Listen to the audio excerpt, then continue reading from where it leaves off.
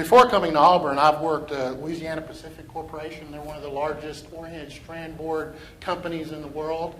And so what I thought I would do today is focus on the commercialization end. Dr. Mason did a very good job, and I heard three terms that I thought were important in my presentation. That's multidisciplinary, patentable, and then commercialization. And so I thought I would focus on the commercialization end and be able to explain what works for me a little bit. And so one of the things I would like to do is I would like to start out by giving credit where credit's due, even though I have acknowledgments towards the end. This program actually started in chemical engineering, and then the director of their pulp paper center left.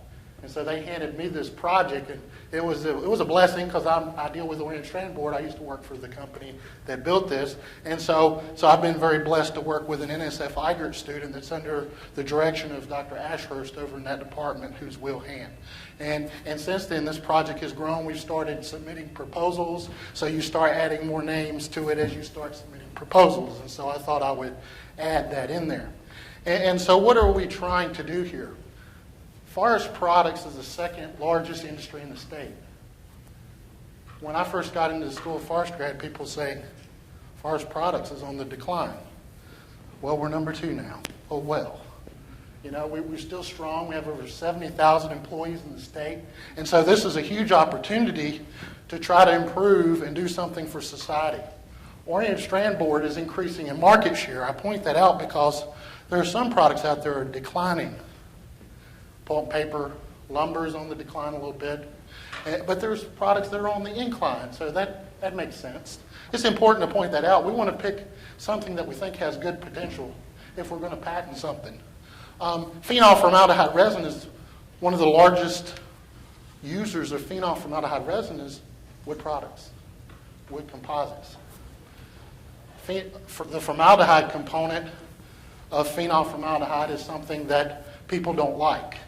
And I'm not here today to argue about whether we should have formaldehyde in adhesives or not, but policies being made around removing formaldehyde. So why soy? So one of the things that we're looking at is, can we replace phenol formaldehyde, which has formaldehyde, and it has petroleum-based phenols. How do we replace that with something that's bio-based? And so one of the things we started looking at is soy. And why did we start looking at soy? Now, I know during my interview, one of the things that I was told was, you're not really about being green, you're about saving company money. And that's absolutely true. That's absolutely true. I didn't know how to answer that. I didn't think I was going to get the job after I answered that either.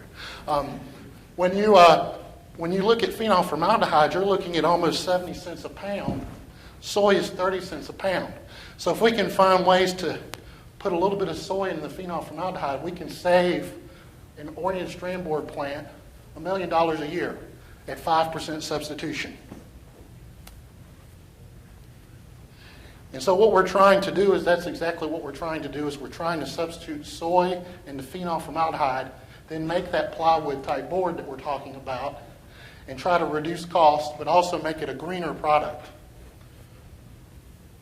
One of the other things that we're working with, and I put this in the last slide, I had Huber at Vantech in the last slide. So we're trying to commercialize this product, and you can't commercialize something unless you have a partner to work with.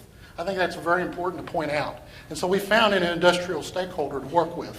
And one of the things I'd like to show is that you have to meet with the, I don't know why this thing is clipped off, but you have to meet with the company in the beginning before you do the research. So you get the companies in the room and you sit around a table and you say, where am I screwing up?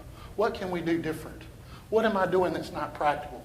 You get them in a room and you find out, and you keep them every step of the way, because odds are when you get to this part and you get to this part, by the time you get here, they're not interested because you didn't look at something obvious. So you really, really have to pay attention. If you're really going to commercialize something, you have to get them involved in the very beginning. And so that's what we did. We got Huber Corporation involved in the very beginning. Now this is a picture of Oriented Strand Board. It's just wood flakes, and this one has, soy substituted into the phenol formaldehyde. So we blended it to the blender right before we press it, and here's where we're trying to test the strength. We're getting some good results.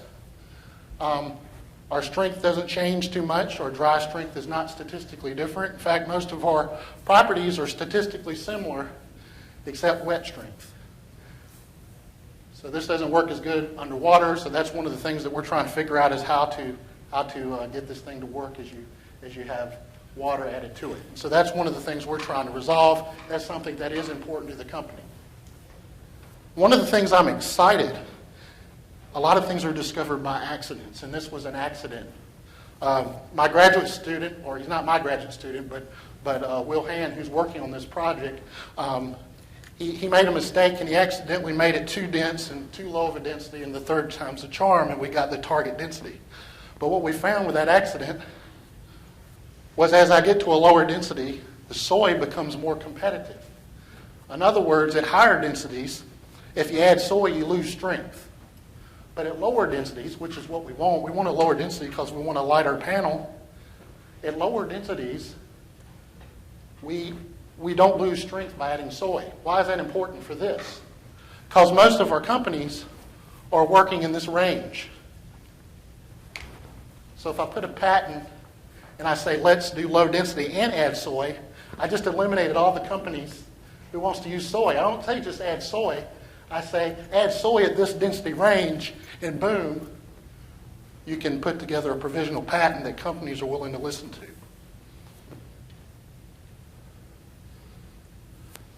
So the next steps, we're trying to work with Huber Corporation. We're trying to get in their lab. We hope to get in their lab next month. We're trying to do this so that we can commercialize, actually get them to use it, and B, hopefully get a patent out of this thing. So probably what will end up happening is we'll have to work back and forth with them to re-optimize, to get this thing to work once we go with them.